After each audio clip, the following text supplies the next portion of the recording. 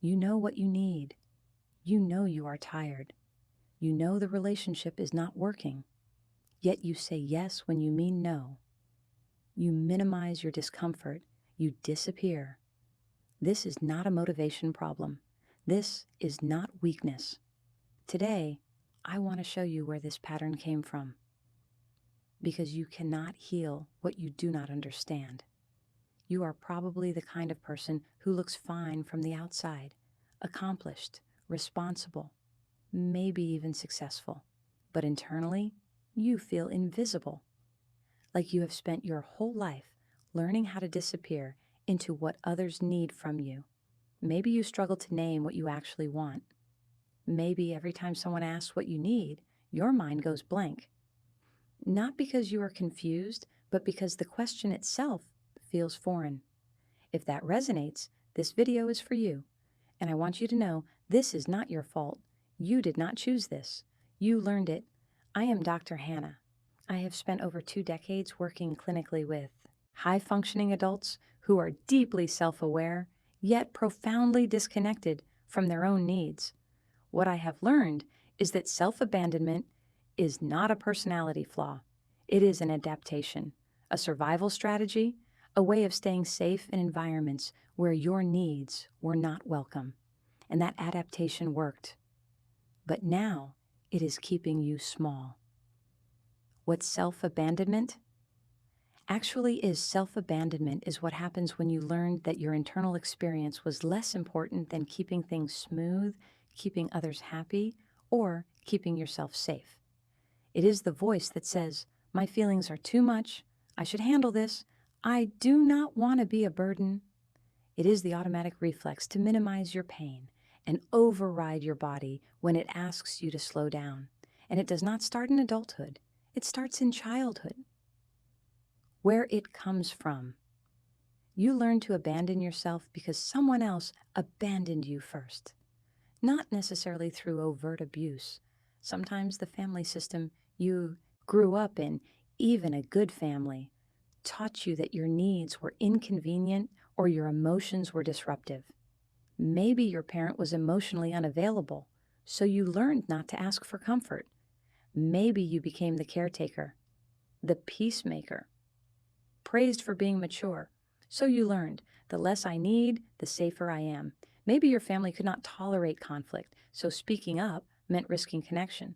Or maybe love felt conditional, tied to what you produced, not who you were. The message was the same. Your internal experience is secondary. How it becomes automatic.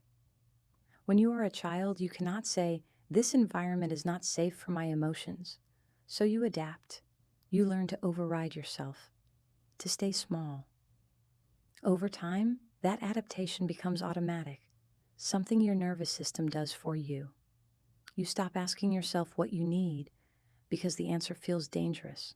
You stop listening to your body because your body has been asking for things that were not allowed. You become an expert at managing other people's comfort and a stranger to your own. Why you cannot just set boundaries. You cannot just put yourself first because your nervous system learned that doing so is not safe. On a logical level, you know you matter. But on a nervous system level, honoring your needs feels like stepping off a cliff. Because when you were learning how the world works, advocating for yourself meant risking disconnection. And disconnection for a child is a survival threat. So your body learned to prioritize others as a way of staying connected. Now, as an adult, every time you try to honor your needs, your nervous system sounds the alarm. In Japanese culture, there is a concept called mei-jian, often translated as negative space or the space between things. In art, ma refers to emptiness that gives shape to form. In music, the pause between notes. In architecture, space that allows rooms to breathe. But ma is not just aesthetic, it is a way of understanding balance. Emptiness is not absence. Space is not nothingness. Rest is not laziness. The space between things is what makes life livable. When you learn to abandon yourself, you learn to eliminate mei, to fill every gap, to never stop performing. You became efficient, productive, reliable, but you lost the ability to rest without guilt, to pause without shame. Your nervous system started treating rest like a threat because rest meant stopping, and stopping meant being vulnerable to the feelings you had been outrunning. Your body has been trying to tell you this for years. The exhaustion, the numbness, the tension when someone asks, "What do you want?" That is not failure. That is information. Your body is not broken. It is trying to protect you. But protection that once kept you safe can become a prison. In my work, I often see people describe a moment of paralysis. They know what they need to say, but when the moment comes, they freeze, or minimize, or say yes, when everything inside says no. This is not indecision. This is a nervous system response. Your body learned that speaking up is not safe. When you try to set a boundary, your body interprets that as danger. In survival mode, you do not have access to clarity or conviction, just the overwhelming urge to make everything smooth again. 3 relational domains. With family and friends, you are always the peacemaker. You let resentment sit unspoken.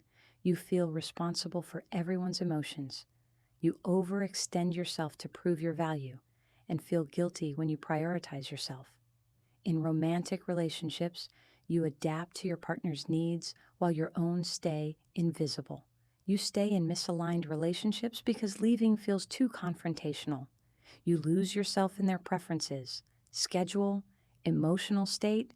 People who self-abandon often attract partners comfortable with them staying small. With yourself, this is the hardest one to see. You ignore your body until you are too exhausted to function. You tell yourself your feelings are not that big of a deal. You never defend yourself in your own internal dialogue. You become your own worst abandoner. Healing self-abandonment is not about forcing yourself to be different. It is about slowly teaching your nervous system that it is safe to honor your needs, that taking up space will not destroy your relationships, that rest is not laziness. This process is slow, non-linear. It requires patience, but it is possible. 5 practices. Notice without judgment. Simply notice when you abandon yourself, when you say yes and your body says no, when you minimize your discomfort. Do not fix it or shame yourself. Just notice. Try saying, "This makes sense. This is what I learned." Compassion is the opposite of abandonment. Name the cost. Self-abandonment feels safe in the moment, but it has a cost. Ask yourself honestly, what is this pattern costing me? My energy, my joy, my sense of self? When you name the cost, you make the invisible visible. Practice micro-honoring. Start with tiny acts. Pause before answering when someone asks for your time. Say, "Let me think about it," instead of automatic yes. Take 5 minutes to check in with yourself before deciding. These small signals build trust over time. Slow down the response. When you feel the freeze response coming, slow down. Do not force yourself to speak, but do not abandon yourself either. Give yourself permission to pause, to breathe, to say, "I need a minute." Self-advocacy does not have to be immediate. Reconnect with your body. Your body has been trying to tell you what it needs. Start listening again with curiosity. Ask, what does my body need right now? Am I hungry? Tired? You do not have to act on every answer, but the act of asking is powerful. This is not about self-care. This is not about bubble baths.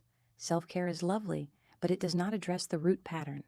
Rebuilding self-trust is about changing your relationship with your needs at a nervous system level. Teaching yourself that you are allowed to exist, to feel, to need, without earning it. That is relational repair.